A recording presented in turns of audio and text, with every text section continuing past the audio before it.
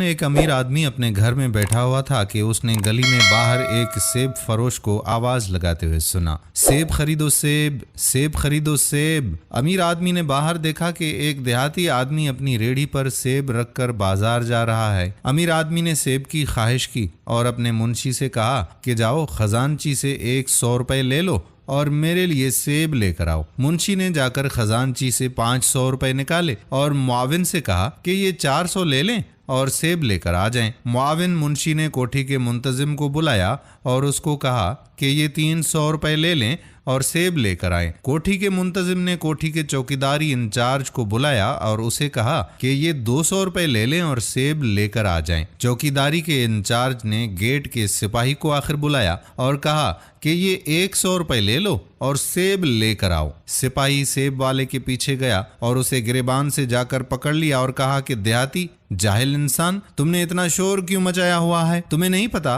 कि ये हमारे बाला अफसर की कोठी है और तुमने दिल दहलाने वाली आवाज से हमारे अफसर की नींद खराब कर डाली है। अब ये मुझे हुक्म हुआ है कि तुझको पकड़कर पुलिस के हवाले कर दूं या तुम्हें जूते मार मार कर सबक सिखाऊं ताकि तुम किसी भी गली में इतनी बड़ी आवाज से शोर मत मचाओ। सेब फरोश सिपाही के कदमों में गिर गया, कहने लगा, साहिब मैं बहुत ही गरीब आदमी हूँ, मैंने गलती की है जनाब, मैं दोबारा कभी इस गली में आपको ना आवाज लगाते नजर आऊंगा ना ही सेब बेचते, बस इस बार मुझे जाने दो, मुझे माफ कर दो। लेकिन सिपाही था कि उसको गले से पकड़ कर रखा हुआ था, छोड़ ही नहीं रहा था। उस रेडी वाले ने कहा कि जनाब रेडी पर जो भी सेब है ना, ये मेरी मेहनत के 1 साल के पैसों के बदले हैं। अब आप ऐसा करें, ये सारे के सारे सेब आप ले लें, बस मुझे पुलिस के हवाले ना करें, ना ही मुझे मारें, बस इस मर्तबा मुझे माफ कर दें। क्योंकि उसको पता था कि ये बहुत बड़ा आदमी है और इसके कारिंदों ने मुझे मारना शुरू कर दिया तो मुझे बूटी बूटी कर देंगे। सिपाही ने सारे सेब ले लिए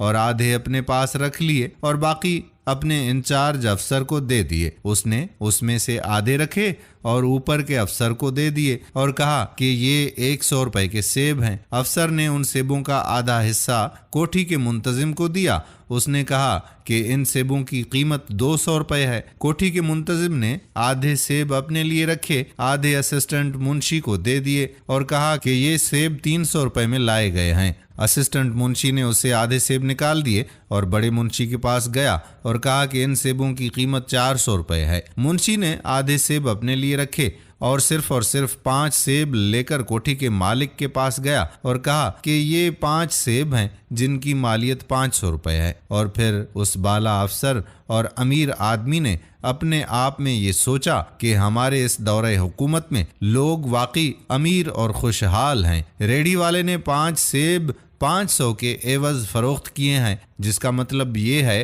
कि 1 सेब 100 रुपए का। हमारे मुल्क के लोग 100 के एवज 1 सेब खरीद सकते हैं, यानी हमारे मुल्क के लोग बहुत ही अमीर तरीन लोग हैं। इसलिए बेहतर ये रहेगा कि हम अपने माल के रेट्स बढ़ा दें या फिर टैक्स में इजाफा किया जाए और खजाने को इस तरह से भर दिया जाए और फिर यूं अवाम में गुर्बत बढ़ती बढ़ती बढ़ती ही चली गई। यही हाल आजकल हमारे हुक्मरानों का भी है।